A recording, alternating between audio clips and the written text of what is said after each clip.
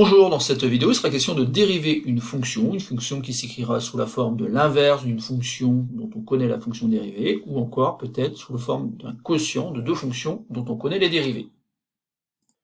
Donc la consigne de l'exercice est toute simple, il suffit simplement dans un premier temps de calculer f' de x en précisant bien sûr dans un premier temps sur quel intervalle f est dérivable. Donc deux cas de figure, le premier f de x est égal à 1 sur 3x plus 1, et le deuxième cas de figure, f de x est égal à 1 moins 2x sur x moins 2.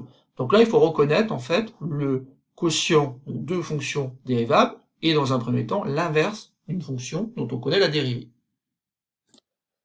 Et la propriété dont on aura besoin, elle se décompose en deux morceaux, donc à chaque fois on a u et v qui sont des fonctions dérivables sur un intervalle i, et il faut bien sûr que v de x soit différent de 0, auquel cas la fonction de départ ne serait pas définie.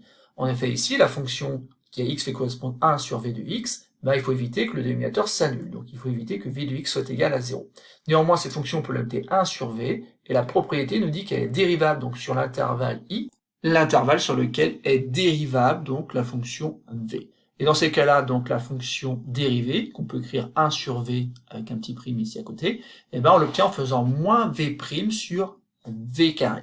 Et l'autre cas de figure, donc l'autre partie de cette propriété, c'est lorsqu'on reconnaît un quotient de la forme u de x sur v de x, qu'on peut noter u sur v, et là, cette fonction sera dérivable sur i, et la fonction dérivée sera donnée par une formule qu'il faudra apprendre, parce qu'on l'utilise assez fréquemment dans les exercices, qui dit que tout simplement la fonction dérivée est égale à u'v moins uv', le tout sur v. Maintenant, je vous conseille d'appuyer sur pause, d'essayer de calculer donc les deux fonctions dérivées, en ayant dans un premier temps regardé sur quel intervalle on peut parler de la fonction dérivée. Passons maintenant donc à la correction de cet exercice, donc petit a. Petit a, on peut reconnaître que f de x s'écrit bien sous la forme 1 sur v de x avec v de x qui est égal à la fonction affine, qui s'écrit donc v de x est égal à 3x plus 1. Alors cette fonction affine est bien sûr définie sur R, néanmoins il faut faire attention, il faut ici que v de x soit différent de 0. Et donc je vais regarder pour quelle valeur de x ça se produit, et ça revient à dire que v de x égale 0, équivaut tout simplement à dire que 3x plus 1 égale 0, ou encore 3x est égal à moins 1, ou finalement x est égal à moins 1 tiers. Alors attention, il faut vérifier ici que v de x soit bien différent de 0. Donc c'est tout le temps le cas, sauf lorsque x prend la valeur moins 1 tiers. On peut donc dire que f est défini et donc bientôt dérivable sur toutes les valeurs de r moins ce nombre-là qui est en fait moins 1 tiers. Voilà, donc on peut parler donc de la fonction dérivée pour toutes les valeurs réelles, sauf pour la valeur moins 1 tiers. De plus, la dérivée de v, que je peux noter v' de x, c'est tout simplement 3 fois 1, donc 3. Donc maintenant, je vais pouvoir utiliser la formule qui est donnée dans la propriété. La fonction dérivée, qui s'écrit f' de x, je l'obtiens en faisant moins. Alors v' au numérateur, mais v' c'est tout simplement 3, divisé par v au carré, qui est en fait 3x plus 1, le tout au carré. Et en fait, ici, on va laisser cette expression-là. Vous verrez dans d'autres chapitres qu'il est hors de question, en fait, de développer le dénominateur. Non, le dénominateur, il est factorisé, il est élevé au carré ici, c'est 3x plus 1 au carré, et donc on ne va pas y toucher. Donc l'expression qui donne donc f' de x, c'est tout simplement moins 3 divisé par 3x plus 1, le tout au carré, c'est terminé, on a bien déterminé donc la fonction dérivée de la fonction f, qui est valable une dernière fois sur l'intervalle moins l'infini, moins 1 tiers exclu, ou moins 1 tiers exclu, plus l'infini. On va donc pouvoir passer maintenant au petit b, où cette fois-ci on aura le quotient de deux fonctions, en fait, qui sont des fonctions affinies. Donc dans un premier temps, on va expliciter donc u de x et v de x. U de x, donc c'est ce qu'on voit au numérateur, donc c'est 1 moins 2x. Au dénominateur, donc ça va être la fonction que je vais nommer v, donc v de x est égal à x moins 2.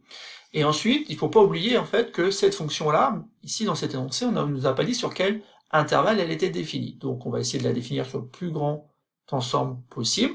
Et en fait, on se rend compte ici que v de x doit être différent de 0 pour que ça soit défini. Et surtout, eh ben, en fait, v de x est égal à 0. Et ben, ça équivaut tout simplement à dire que x est égal à 2. Donc ici, on va pouvoir parler de la fonction f, mais aussi de sa fonction dérivée, dès lors que x sera différent du nombre 2. Ensuite, on va dériver donc 1 moins 2x, donc 1 moins 2x, lorsque je dérive 1, ça fait 0, et lorsque je dérive moins 2x, ça donne tout simplement moins 2. Quand je dérive x moins 2, ça me donne ici 1 fois la dérivée de x, 1 fois 1, 1, moins 2, ça fait 0. En fait, la dérivée de v de x, c'est tout simplement 1. Et je vais terminer donc ici en utilisant la formule qui est donnée dans la propriété qu'il faut donc connaître par cœur. f' de x, donc je vais l'obtenir en faisant u'v, donc ça fait moins 2, facteur de x moins 2, puisque je dois faire u' fois v. Je n'oublie pas de mettre les parenthèses. Ce que je n'oublie pas non plus, qui est une erreur qu'on voit parfois, c'est le signe moins qu'il y a dans cette formule. Donc c'est moins uv'. Donc moins uv'.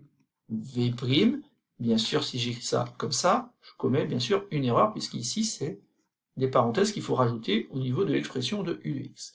Et tout ça, on va le diviser par v au carré. Donc v, c'est x moins 2, donc j'écris x moins 2 au carré. Donc là aussi, au dénominateur, on va rien faire, on va laisser l'expression x moins 2 au carré. Vous avez l'occasion de voir pourquoi c'est super intéressant de le laisser au carré, dans d'autres chapitres. Mais ici, par contre, au numérateur, on va s'efforcer quand même de réécrire ça de manière plus simple. Donc, en développant, on obtient moins 2x plus 4. Ici, multiplié par 1, ça va pas changer grand-chose. Par contre, il y a un signe moins, attention, devant les parenthèses. Et donc ici, ça va faire moins 1 plus 2x. Moins 1 plus 2x, je reconnais en fait ici deux termes qui vont s'annuler. Et au numérateur, au final, il ne reste plus que 3. 3 donc sur x moins 2 au carré correspond à l'expression de f' de x. Voilà, c'est tout pour le calcul donc de la fonction dérivée. Vous voyez qu'en fait on obtient finalement une expression qui n'est pas si compliquée dans ce cas-là.